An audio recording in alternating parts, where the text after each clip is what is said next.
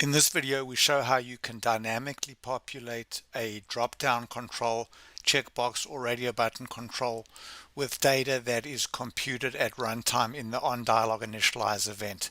So you can see here we have a simple UX component with a drop-down, and the drop-down contains alpha, beta, gamma.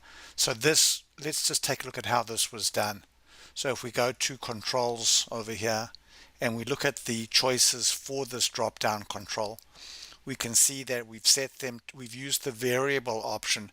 We've said that the variable is called list1, and then in our onDialogInitialize event over here, we've said that e.rtc.list1 is equal to, and we've specified a CRL left delimited string with a display value of alpha and a stored value of a display value of beta, and a stored value of B, etc. So this approach works fine when you render the UX component using the traditional way.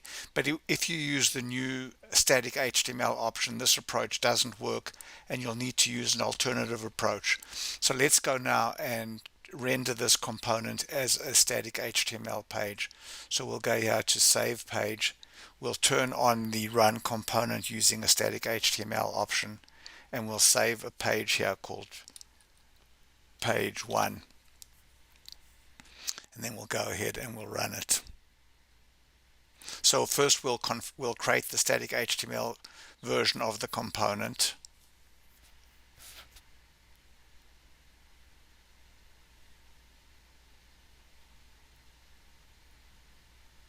and now let's run the component.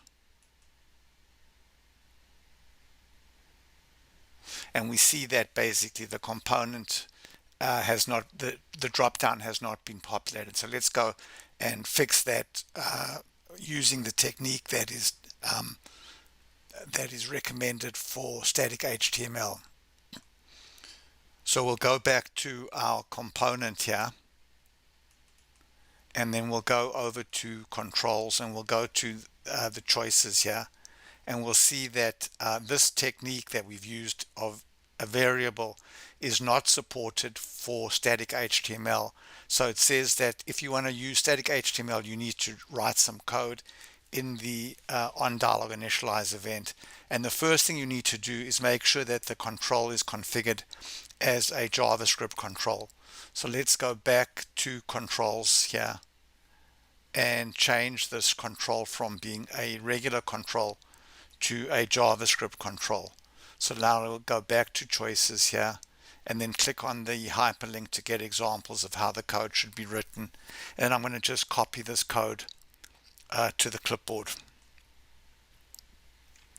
So let's go now to the onDialogInitialize event, and we're going to replace this code here with some code that we copied from the clipboard. So here you can see there's our list. It's got alpha for this display value, A as the stored value, beta for both the display and stored value, and then gamma. And then we call this function to turn this list into a JSON array which is using the right syntax that is for a drop-down control. So this property over here specifies that the display value in the JSON should be rendered with a property name called text, and the stored value should be rendered with a property name called value.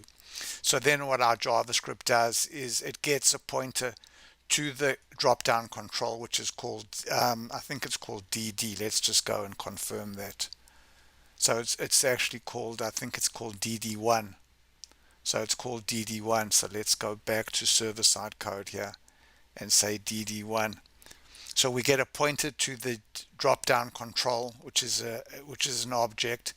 Then we set the data variable to whatever the JSON was generated by this command over here, and then we populate the drop-down control, and then we return this JavaScript in the e.javascript method. So if we go now and we just run this in working preview,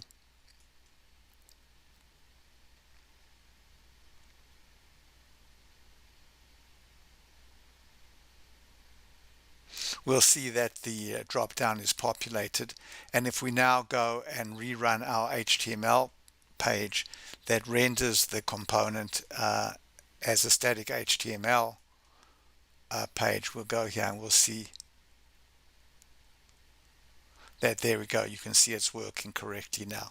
So what we've shown in this video is how you can use a variable that is populated at runtime in the onDialogInitialize event to set the choices in a drop-down control or a radio button or a checkbox. So radio buttons and checkboxes work identically to the drop-down control.